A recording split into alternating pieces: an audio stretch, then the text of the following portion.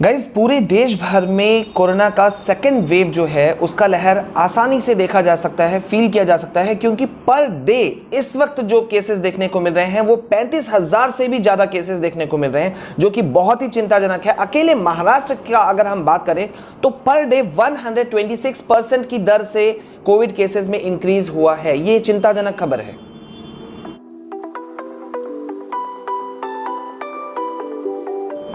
So hi guys and welcome back to your own channel. मैं हूं आपका Vishal sir, Vishal Kumar Jaiswal. Guys एक बहुत ही शॉकिंग न्यूज आ रहा है कर्नाटक की तरफ से, जहां पर कर्नाटक के मणिपाल इंस्टीट्यूट ऑफ टेक्नोलॉजी ये जो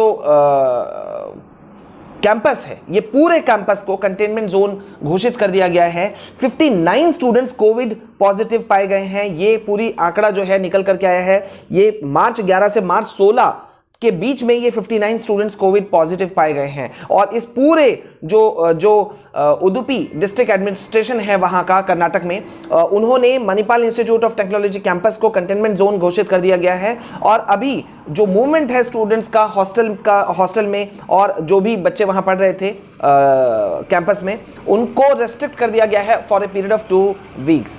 गाइज हम क्या चीज़ का वेट कर रहे हैं मुझे समझ में नहीं आता है, बिकॉज ये बहुत चिंताजनक है कि इतने सारे जो केसेस पर डे देखने के लिए मिल रहे हैं, और स्पेशली स्कूल कॉलेजेस से जो खबर आ रहे हैं वो देखने के बावजूद भी हम किसी फर्म डिसीजंस में क्यों नहीं पहुंच रहे, मुझे नहीं समझ में आता है।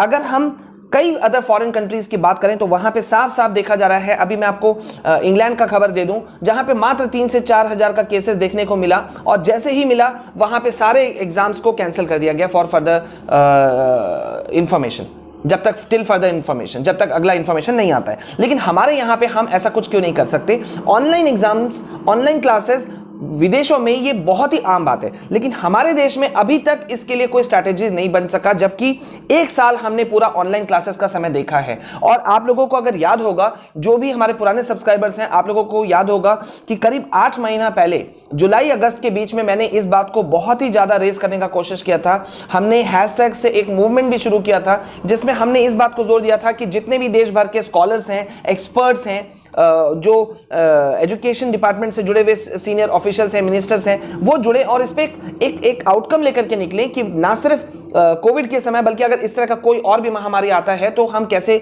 डील करेंगे। फिलहाल तो हम इसी की बात करेंगे, लेकिन मैं भी आपको बताऊं कि इस तरह के जो केसेस हैं वो लगातार बढ़ रहे हैं। गुजरात बोर्ड में GSEB, Gujarat state education board जो है, जहां वहां उन लोगों ने क्या किया है गुजरात में कि 9 से 12 के जो भी स्टूडेंट्स कंटेनमेंट जोन में पढ़ते हैं, वहां के सभी एग्जाम्स को अभी के लिए स्टॉप कर दिया गया है।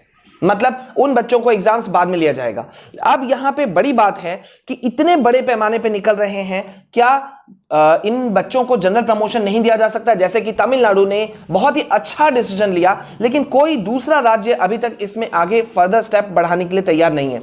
तमिलनाडु ने आगे बढ़ते हुए क्लास 9 to 11 तक के स्टूडेंट्स को जनरल प्रमोशन दे दिया, सभी स्टूडेंट्स को। Hats off to Tamil Nadu state government. लेकिन पता नहीं क्यों दूसरे स्टेट्स जो हैं वो सो रहे हैं, अभी तक कुछ एक्शन नहीं ले रहे हैं। अभी तक अगर मैं बताऊं कि ऑनलाइन एग्जाम्स या जनरल प्रमोशन कहां कहां मिला है, तो मैं आपको बता दूं कि दिल्ली में, उड़ीसा, तमिलनाडु, यूपी, पुडुचेरी और अब बिहार, साथ ही साथ झारखंड, यहां पे अभी तक ऐसी चीजें देखने के लिए मिली हैं। यहां पे इन राज्यों में या तो जनरल प्रमोशंस दिया गया है कई क्लासेस को, या तो ऑनलाइन एग्जाम्स की व्यवस्था की गई है। कर्नाटक अभी तक सोच रहा है। वेस्ट बंगाल में खबर आ चुकी है कि फिजिकल क्लासेस जो है वो टिल मई तक के लिए रोक दिया गया है। वहां पे किस तरह से ICSE ISC बोर्ड एग्जाम लिया जाएगा मुझे नहीं पता, CBSE बोर्ड्स कैसे लिए जाएंगे मुझे नहीं पता। एक तो इलेक्शन है वहां पर, और साथ ही साथ में कोविड के केसेस, क्या होगा कहना मुश्किल है। लेकिन यहां पे एक बड़ा सवाल निकल करके आ रहा है कि क्या 10th और 12th को जनरल प्रमोशंस नहीं दिया जा सकता,